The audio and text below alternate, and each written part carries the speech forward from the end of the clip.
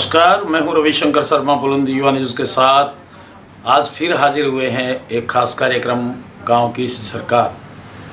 पंचायती चुनाव का बिगुल बज चुका है और सभी प्रत्याशी अपने अपने चुनाव प्रचार अभियान में जुट गए हैं। ऐसे में हम आज खंड जुलाना के गांव किला जफरगढ़ में हैं और गांव की सरकार में अपनी प्रतिभागिता सुनिश्चित कराने के लिए सरपंच पद के प्रत्याशी हैं हमारे साथ इस समय मंजीत पोड़िया जी। मंजीत जी, आपका स्वागत है हमारे न्यूज़ चैनल में। सभी दर्शकों को मेरा नमस्कार और सभी दर्शकों को दिवाली की हार्दिक शुभकामनाएं।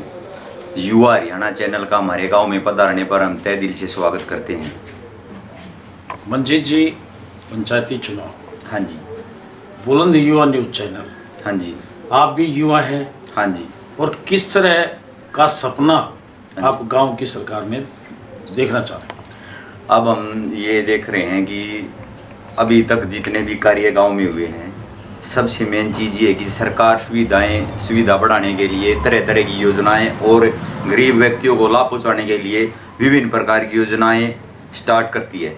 लेकिन उन योजनाओं की जानकारी ग्रामीण क्षेत्र के अनपढ़ और अशिक्षित युवाओं तक, या आप मान लो जो नागरिक हैं गांव के, उन तक नहीं पहुंच पाती।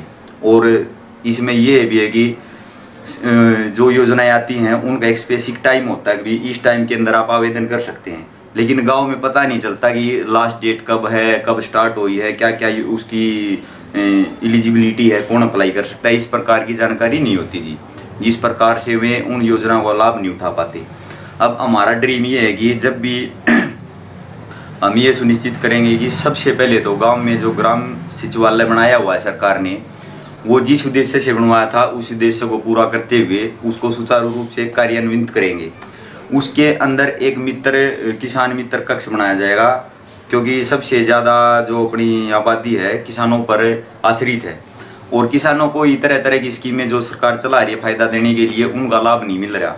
वो जानकारी के अभाव में उनको लाभ नहीं मिल पाता जी। ग्राम सचिवालय में एक किसान मित्र कक्ष बनाया जाएगा, जिसमें किसानों से संबंधित किसी भी प्रकार की जानकारी लेनी हो, किसी भी प्रकार की सब्सिडी से मान लो आप, या और कोई खाद बीज के लिए ऑनलाइन आवेदन करना हो, उस प्रकार की तमाम सुविधाएं निःशुल्क प्रदान करी जाएंगी ग्राम पंचायत के द्वारा जी।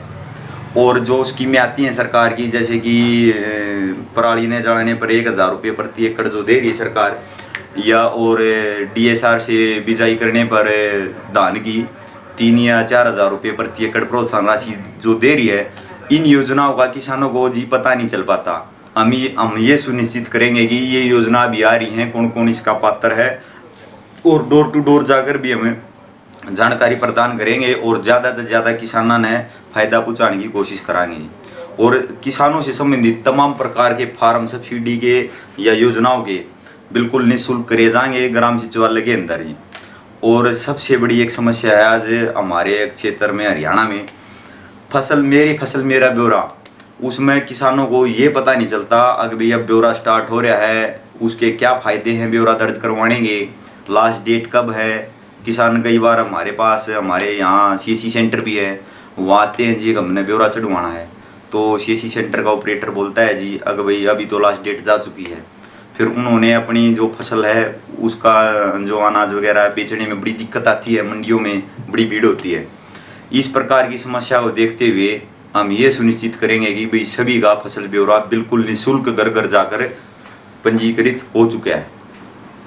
और जैसे कि मनरेगा है, मनरेगा में बहुत सी ज़्यादा आबादी हमारे गांव की मनरेगा के जॉब कार्ड हैं जिनके पास, लेकिन मनरेगा अधिनियम का उनको पता नहीं है। अधिनियम में क्या क्या उनको दिए गए हैं, कितने दिनों की गारंटी है, अगर उनको काम नहीं मिल रहा तो जो दिन जो बच जाते हैं जिनका काम नहीं मिलता, उनके जो वेजीज हैं कानून में लिखा है, उनका कानूनी अधिकार है कि भाई उनको वेजीज मिलने चाहिए या फिर उनको काम मिलना चाहिए। तो जब उनको पूरा काम नहीं मिलता, वो अपना जो वेजीज हैं उनको क्लेम नहीं कर पाते बिना जानकारी। बड़ा ही जानकारी का मेन अभाव है जी।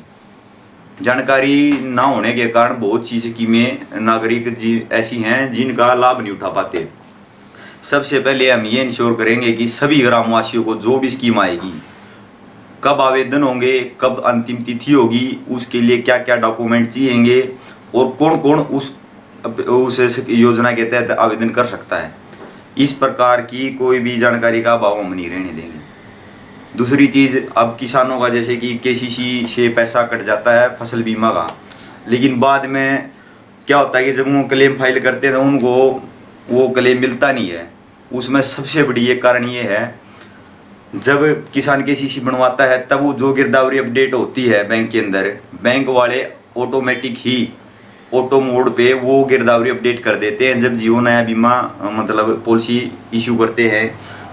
उस कारण ये होता है कि अब 3 साल पहले जिसका केसीसी बनया है, अब वो उस टाइम पे कपास की गिरदावरी दीजिएगा कि ये बंदा कपास की बिजाई कर रहा है, तो अब मान के चलो उसने बो दिया बाजरा और उसका बीमा हो गया जी कपास का ऑटोमेटिक, क्योंकि उसको जानकारी है नहीं कब तक बीमा कटेगा, कैसे कटेगा, क्या उसको करना, उसको पता नहीं चलता जी। तो अब वो क्लेम करता तो फसल मिसमैच के कारण उसको क्लेम नहीं मिल पाता। हम ये सुनिश्चित करेंगे कि जागरूक करेंगे किसानों को कि भाई 31 जुलाई या जो भी निर्धारित की जाएगी सरकार के द्वारा कि भाई इस तक आप अपना बीमा कटवा सकते हैं। हम जागरूक कराएंगे और ये इंश्योर कराएंगे प्रत्येक किसान जिनका किसान कार्ड है वे बैंक में जाकर अपनी फसल का ब्यौरा अपडेट करवाएं, ताकि कोई प्राकृतिक आपदा हो जाए तो उनको क्लेम मिल सके। इस प्रकार के बहुत से लूप होल हैं जी जो बिना जानकारी किसानों को या और आप तबका SC ST ला लो जो भी है, उनको बिना जानकारी उनके बहुत से लाभ उनको नहीं मिल पाते हैं।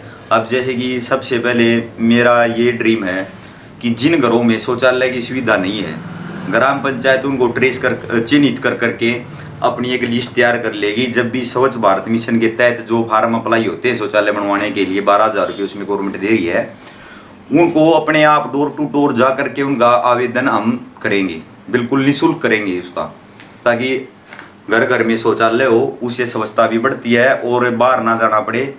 उसमें फाइन भी है अगर कोई बाहर शौचालय करता है तो। इस प्रकार से जो भी सरकारी स्कीम है या सेवा है हम ये इंश्योर करेंगे डोर टू डोर जा करके भाई हम उनका निःशुल्क पंजीकरण कर सका उनके आवेदन में। ये हम होने नहीं देंगे हम ऐसा कुछ भी। यानी मंजीत जी, मैं ये पूछना चाहता हूँ, हाँ जी, डिजिटल इंडिया का जो सपना है, हाँ जी, आप उसको गांव में साकार करना चाहते हैं। हाँ जी, इसके साथ साथ हाँ जी, गांव के विकास कार्य हैं, हाँ जी, जो आप धरातल से जुड़े होने के कारण आपके संज्ञान में, हाँ जी, ऐसे कौन कौन से कार्य अधूरे हैं जिन्हें आपकी सरकार समर्थन, गांव का आशीर्वाद मिलता है, पूरा करना चाहते हैं? सबसे पहले तो जी हमारे गांव में समस्या है जो बारिश का पानी है और गांव का अदर वेस्ट पानी है उसकी निकासी का जी। जो गंदे पानी के लिए जो या तालाब बने हुए हैं वो ऑलरेडी मतलब ऊपर तक भर चुके हैं, उनमें अब और क्षमता नहीं है पानी स्टोर करने की। ये बड़ी समस्या है और इसके लिए मैं ये कोशिश करूँगा कि प्रत्येक तालाब में प्रेशराइज्ड ड्रेनेज सिस्टम लगा करके, हमारे यहाँ से अथवाड़ा ड्रेन भी है और नज़दीक में पोड़ी गांव के पास नहर भी है बड़ी, हम ये कोशिश करेंगे कि प्रेशराइज्ड ड्रेनेज सिस्टम लगा के गांव के चारों ओर के तालाबों के अंदर वो पानी, अगर जब वो एक्सेस क्वांटिटी में पानी आ जाएगा तो वो मोटरे प्रेशर से उस पानी को नहर में या उस ड्रेन में निकाल देंगे और गाँव में पानी की निकासी सुचारू रूप से चलती रहेगी। टेल पर जो समस्या है पानी की, वो हमारे पहले ये था कि माइनर का एक तो लेवल सही नहीं था और माइनर जगह जगह से अक्षतिग्रत हो चुका था, उसमें पानी को यहाँ तक पहुँचाने की क्षमता नहीं थी, वो जगह जगह से टूट जाता था, साफ सफाई नहीं होती थी। उसके लिए मैंने खुद 2015 में PMO को लेटर लिखे जी और अपने इरिगेशन को जींद में बहुत से आवेदन दिए, एप्लीकेशन दी कि भाई इसका पुनर्निर्माण होना चाहिए और सरकार ने उस बात को सुना भी। और उसके बाद अब हमारा माइनर बिल्कुल अच्छे ढंग से बन चुका है, अब पानी की सुविधा सुचारू रूप से चालू होती है। अब इसमें ये हो गया कि चोरी हो जाती है जी रास्ते में, ये इसकी लेंथ बहुत ज़्यादा है, चोरी हो जाती है, उसके लिए समय समय पर हम कंप्लेंट करते रहते हैं और विभाग भी हमारा साथ दे रहा है। और अब पानी लगभग जितनी क्वांटिटी में पानी जो एक्सेस क्वांटिटी है उसमें पानी आ रहा है। नहीं, पीने के पानी की समस्या, पीने के पानी की समस्या का मैं आपको बताना चाहता हूँ। पहले भी पिछली योजना में भी ग्राम पंचायत ने कोशिश करी थी कि जो अपनी पोड़ी वाली नहर है वहाँ से अपने जल घर तक एक पाइपलाइन दब के आ जाए, जिससे पानी की अब ये उर्ली जो नहर है ये जो चलेगी माइनर, तब तो यहाँ से फीड होता रहे टैंक, और ये बंद हो जाए तो वहाँ से फीड होता रहे। गांव की आबादी है ज़्यादा जी, तो पानी भी ज़्यादा लगता है, यहाँ खपत ज़्यादा है पानी की। उसके लिए अब उसमें कोई अड़चन आ गई है। पौड़ी गांव के जो जहाँ हैं घर हैं, कुछ जो घर हैं वो पाइपलाइन दबाते समय रास्ते में आते थे, उन्होंने उस पर सटे ले लिया था रोड पे, लेकिन पता नहीं क्या कारण रहा, उस कारणवश वो प्रोजेक्ट वहीं ड्रॉप हो गया और वो अभी पेंडिंग में है जी। सबसे पहले हमारी यही कोशिश है, उस प्रोजेक्ट को क्लियर करवाएंगे और पौड़ी वाली नहर से जलघर के अंदर सुचारू रूप से पानी की सप्लाई चालू करवाएंगे। मंजीत जी, दिवाली नज़दीक है। हाँ जी।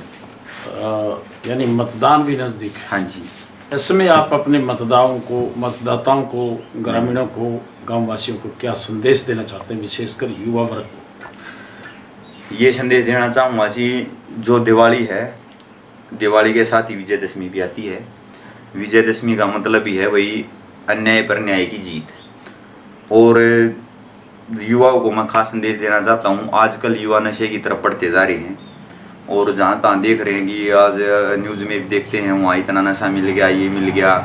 तो मेरी खासकर युवाओं से अपील है, नशे से बचो और नशा अगर कहीं ऐसा कुछ है तो उसकी शिकायत भी करो। अगर कहीं तस्करी चल रही है तो उसकी शिकायत करो और नशे से बचो। निश्चित तौर पर मंजीत पुड़िया जी का कहना है कि गांव में जो उनका सपना है डिजिटल इंडिया का, तमाम जो स्कीमें हैं जिनसे लोग वंचित हैं उनको प्रॉपर जानकारी में रखना उनकी सरकार का कदम रहेगा। आज के लिए इतना ही, इजाज़त दीजिए, नमस्कार।